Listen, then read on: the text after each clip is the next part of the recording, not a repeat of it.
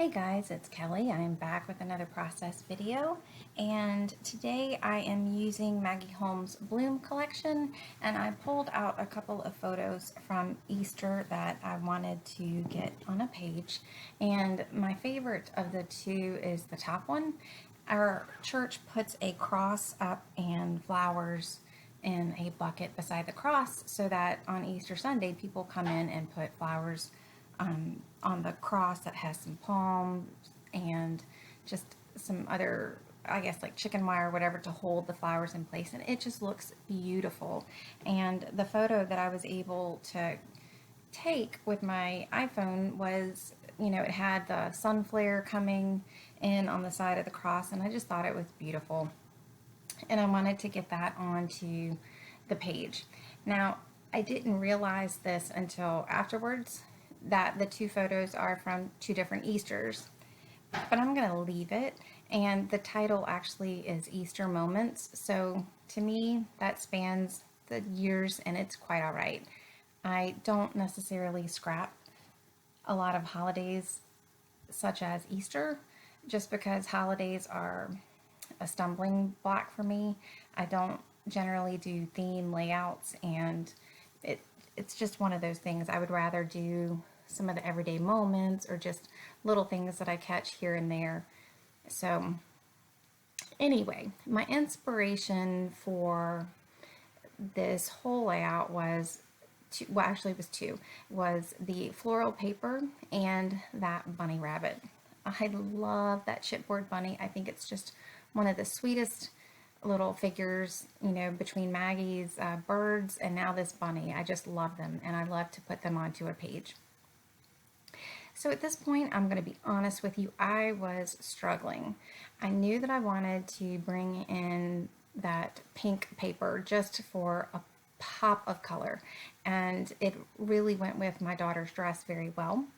I knew that I wanted to bring in the yellow because I felt like the yellow really worked well with the upper picture of my son with the cross, and it just also helped to tie everything together with that floral paper. I wasn't sure how I wanted to layer the papers though. So I thought that I was going to do more of an L-shaped layout. It is, one of my go-to designs that just, from a design principle just makes sense, and it helps the flow of the page. But I wasn't loving the boldness of the pink. And, so I'm going to keep playing around with it, thinking that, maybe once I get some of the layers done and the clusters, that it will just be more pleasing to my eye. So I'm going to go a little bit just trying to figure out what I'm going to do with it, and then I just like leave it for the day.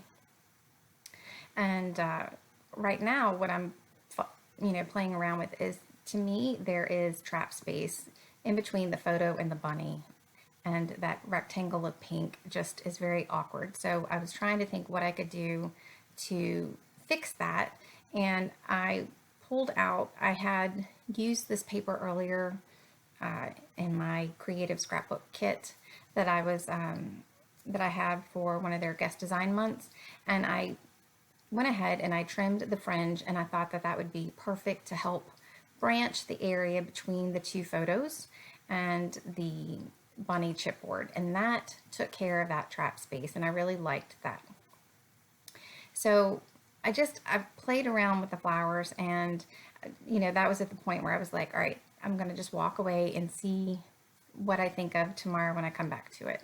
And I ended up putting the pink strip as a grounding point, as a vertical grounding point.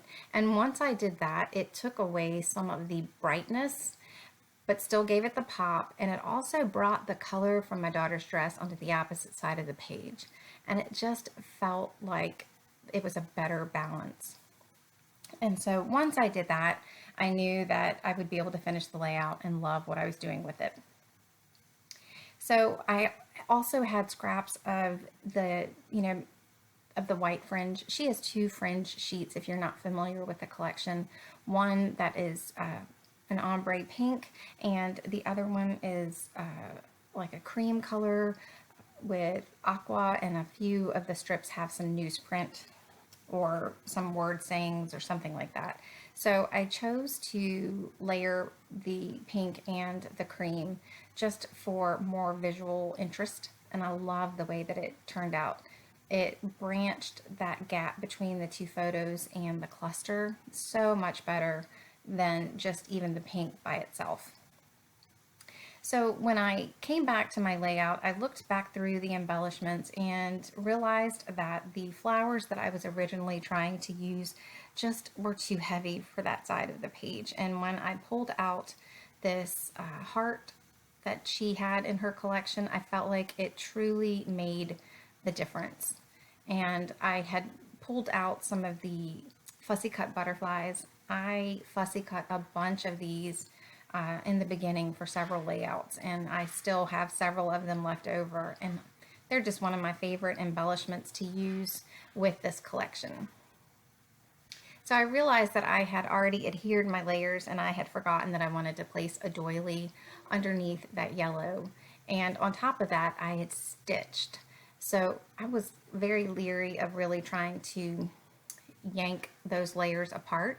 So what I decided is I switched the doilies, and I'm taking this full doily and I just kind of traced the edges of where that paper was going to be, and then just cut it to size. And that was just a little trick that I thought of, and I liked the way it worked. I was able to fake it.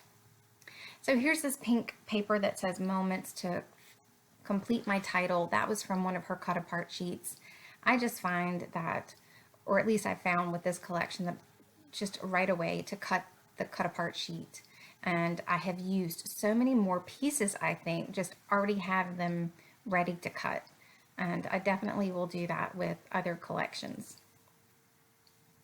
So for the butterflies, I like for them to have dimension as well. So I put pop dots underneath the wings, and I will do that for all of the butterflies. And the other thing that I do, but I don't show it in great detail just because it gets to be rather long, is I will lightly pencil draw some movement from the butterflies just to show that they have been flying, I guess. And I will go back through, poke some holes, and then stitch it in white just to add a little bit of something extra. And then there are two other things that I come back to the layout and do before I take pictures. Sometimes I'll just let layouts hang around and just see if I really think I'm done. And this one I decided that I did not use any mist, and I don't know what I was thinking, but gold mist is almost a must on every page. So I added some gold Heidi Shine, and then I pulled out some sequins from my stash, and I just put a few of the sequins around the butterfly clusters, and just that was like the icing on top, the cherry on top. It just definitely made a difference on this page. So in the close-ups, you will see that the white background paper is that Swiss dot, and that also adds a bit of visual interest. You just can't appreciate that on the video itself, but you will be able to see that in the close-ups.